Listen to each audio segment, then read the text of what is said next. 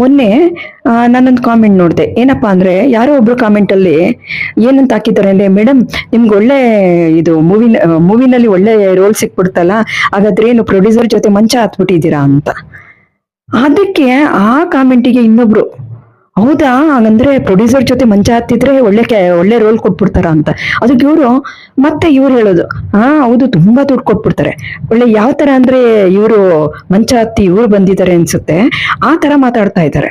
ಅಲ್ಲ, ಒಂದು ಮಾತಾಡ್ಬೇಕಾದ್ರೆ ಕೆಲವು ಟೈಮು ಯೋಚನೆ ಮಾಡಿ ಮಾತಾಡಬೇಕು. ಇವಾಗ ಪ್ರೊಡ್ಯೂಸರ್ ಅಂದ್ರೆ ಇವಾಗ ಅವರು ನಮ್ಗೆ ಅನ್ನ ಕೊಡೋ ದಣಿಗಳಾಗಿರ್ತಾರೆ. ಅವ್ರು ಎಲ್ಲರನ್ನೂ ಮಂಚ ಹತ್ತಿ ಅಂತ ಕರೆಯಲ್ಲ, ಆಯ್ತಾ? ಯಾಕೆಂದ್ರೆ ಹಿಂದಿನ ಕಾಲದಲ್ಲಿ ಹೆಂಗಿತ್ತು ನನಗದು ಗೊತ್ತಿಲ್ಲ.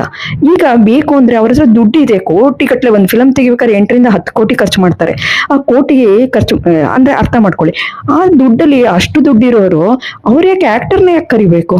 ಬೇಕಾದಷ್ಟು ಜನ ಸಿಗ್ತಾರೆ, ಫೇಸ್ಬುಕ್ ಇರ್ಬೋದು, ಇಲ್ಲ ಡೇಟಿಂಗ್ ಆ್ಯಪ್ ಅಲ್ಲಿ ಸಿಗ್ತಾರೆ, ಇನ್ಸ್ಟಾಗ್ರಾಮ್ ಅಲ್ಲಿ ಸಿಗ್ತಾರೆ, ಬೇಕಾದಷ್ಟು ಜನ ಅಂತವರೇ ಇರ್ತಾರೆ.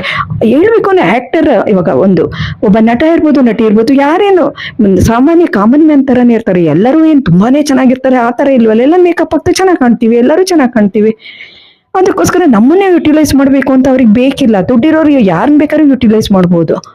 ಜೊತೆಗೆ ಇವಾಗ ನಾವು ಅವ್ರಿಗೂ ಗೊತ್ತಿರುತ್ತೆ, ಒಂದು ಫಿಲಮ್ ನೋಡ್ಬೇಕಾದ್ರೆ ಸುಮ್ಮನೆ ಮಂಚಕ್ಕೆ ಕರ್ಸ್ಬಿಟ್ಟು ಉಪಯೋಗಿಸ್ಕೊಂಡ್ಬಿಟ್ಟು ಫಿಲಮ್ ಯಾರು ಕೊಡಕ್ ಹೋಗಲ್ಲ. ಅವ್ರಿಗೂ ಗೊತ್ತಿರುತ್ತೆ, ಒಂದು ನಟನೆ ಮಾಡ್ಬೇಕು ಅಂದ್ರೆ ಆ ಪಾತ್ರಕ್ಕೆ ಸಕ್ಕಂತೆ ಇರುವಂತ ವ್ಯಕ್ತಿಗಳನ್ನ ತಗೋಬೇಕು, ನಟನೆ ಮಾಡಕ್ಕೆ ಬರಬೇಕು, ಅದನ್ನೆಲ್ಲ ನೋಡ್ತಾರೆ. ಖಾಲಿ ಇದಕ್ಕೋಸ್ಕರ ಇದೇ ಬಿಸ್ನೆಸ್ ಮಾಡ್ಕೊಂಡು ಅವ್ರು ಕೂರಲ್ಲ.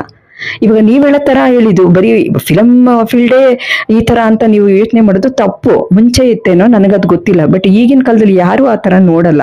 ಅವ್ರಿಗೇನೆ ಬೇಕಾದಷ್ಟು ಜನ ಸಿಗ್ತಾರೆ, ಏನು ಆರ್ಟಿಸ್ಟೇ ಬೇಕಾ ಅವರಿಗೆ? ಈಗ ಯಾವ ಫೀಲ್ಡ್ ಅಲ್ಲಿ ಹೇಳಿದ್ದು, ಯಾವ ಫೀಲ್ಡ್ ಅಲ್ಲಿ ಸರಿ ಇರ್ತಾರೆ? ಇವಾಗ ಒಂದು ಮಿನಿಸ್ಟರ್ಗಳಿರ್ತಾರೆ, ಈಗ ಆಯ್ತು ಪೊಲಿಟಿಕ್ಸ್ ಅಲ್ಲಿ ಅವ್ರ ಕೆಳಗಡೆ ಇರೋ ಮಿನಿಸ್ಟರ್ಗಳು ಅವ್ರು ಉಪಯೋಗಿಸ್ತಾರೆ. ಅದರಿಂದ ಆ ತರ ಮೈಂಡ್ ಅಲ್ಲಿ ನೀವು ಯೋಚನೆ ಮಾಡ್ತಾ ಇದ್ದೀರಾ. ಇನ್ನು ಡಾಕ್ಟರ್ಸ್ಗಳು, ಅವ್ರು ನರ್ಸ್ ಇರ್ಬೋದು, ಇಲ್ಲ ಜೂನಿಯರ್ ಡಾಕ್ಟರ್ಸ್ ಇರ್ಬೋದು, ಉಪಯೋಗಿಸ್ಕೋತಾರೆ, ಆಯ್ತಾ? ಇನ್ನು ಆಯ್ತು ಒಂದು ಕಂಪನಿಯಲ್ಲಿ, ಒಂದು ಕಾರ್ಪೊರೇಟ್ ಕಂಪನಿಯಲ್ಲಿ ಅವರ ಸೆಕ್ರೆಟರಿ ಇರ್ಬೋದು, ಅವ್ರ ಮುಂದೆ ಬರ್ಬೇಕಂದ್ರೆ ಅವ್ರನ್ನ ಉಪಯೋಗಿಸ್ಕೊತಾರೆ. ಆ ತರ ಫೀಲ್ಡ್ ಅಂತ ನೀವು ತಿಳ್ಕೊಂಡಿದ್ದೀರ. ಆ ತರ ಎಲ್ಲ ಕಡೆ ಇರಲ್ಲ, ಅದಾದ್ರೆ ಅಷ್ಟಕ್ಕೆ ಸೀಮಿತ ಆಗಿರ್ಬೋದು. ನಮ್ದು ಆ ತರ ಇರೋದಿಲ್ಲ. ಯಾಕೆಂದ್ರೆ ಒಬ್ಬ ಮನುಷ್ಯ ಅಷ್ಟು ದುಡ್ಡು ಖರ್ಚು ಮಾಡಿ ಒಂದು ಫಿಲಮ್ ತೆಗಿಬೇಕಾದ್ರೆ ಅವನು ಇದನ್ನೇ ಯೋಚನೆ ಮಾಡ್ಕೊಂಡು ಕೂರಕ್ಕಲ್ಲ. 8 ಕೋಟಿ ಖರ್ಚು ಮಾಡೋನು ಯಾವಳಿಗೋಸ್ಕರನೋ ಯೋಚನೆ ಮಾಡ್ತಾರ? ಎಲ್ಲರೂ ಮಂಚಾತಕ್ಕೆ ಕರೀತಿರ್ತಾರ? ಜೊತೆಗೆ ಆತರ ಇರೋದೇ ಇಲ್ಲ. ಇವಾಗ ನೀವು ತಿಳ್ಕೊಂಡಿರೋ ತಪ್ಪು ಕಲ್ಪನೆ ಅದು. ಯಾರೋ ಒಬ್ರು ಅವ್ರಿಷ್ಟ ಬಿಟ್ಟು ಹೋಗ್ಬೋದು, ಆದ್ರೆ ಎಲ್ಲರಿಗೂ ಆತರ ಹೇಳ್ಬೇಡಿ. ಯಾಕೆ ಅಂದ್ರೆ ಕಲೆಗೆ ಒಂದು ಮರ್ಯಾದೆ ಇದೆ. ನಾವು ಕಲೆ ಇವಾಗ ಅವ್ರ ಅನ್ನ ಕೂಡ ದಣಿ ಅಂತ ಹೇಳಿ ನಾವು ದೇವರ ರೂಪದಲ್ಲಿ ಅವ್ರನ್ನ ಕಾಣ್ತೀವಿ. ಎಲ್ಲರೂ ಅವ್ರು ಕೂಡ ಒಂದು ಆರ್ಟಿಸ್ಟ್ ಅಂದ್ರೆ ಆಕ್ಟ್ ಮಾಡ್ತಾಳೆ ಹೋಗ್ತಾಳೆ ಅಷ್ಟೇ ಯೋಚನೆ ಮಾಡ್ತಾರೆ. ಇವ್ರು ಬರ್ತಾರ ಸಿಗ್ತಾರ, ಅವ್ರಿಗೆ